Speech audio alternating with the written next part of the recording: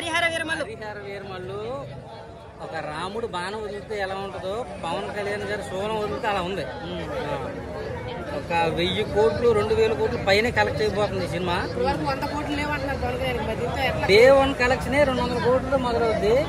Harihara Veeramallu parking collection 100 కోట్లు వచ్చింది. డౌటా? వరల్డ్ వైడ్ గా కార్ పార్కింగ్ బైక్ పార్కింగ్ ఏదైనా వేసుకో 100 కోట్లు. చెప్పే అధికారం అయితే నాకు లేదు.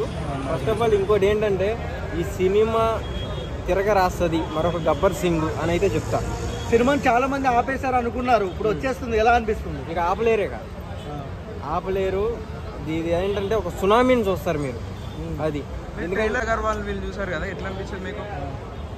అదంతా ఒక ఎత్తు. పవన్ కళ్యాణ్ గారు సొత్తం ఒక ఎత్తు పోయా మాకు. ఇంక ఎవరున్నా సరే మాకు ఎవరు కనపడరు. ఫస్ట్ ఆఫ్ ఆల్ ఇన్ని సంవత్సరాల తర్వాత అన్న తెర మీద పడుతున్నాడు, చూడాలి అన్న పాయింట్ మీద మేము అందరం వెళ్తాం.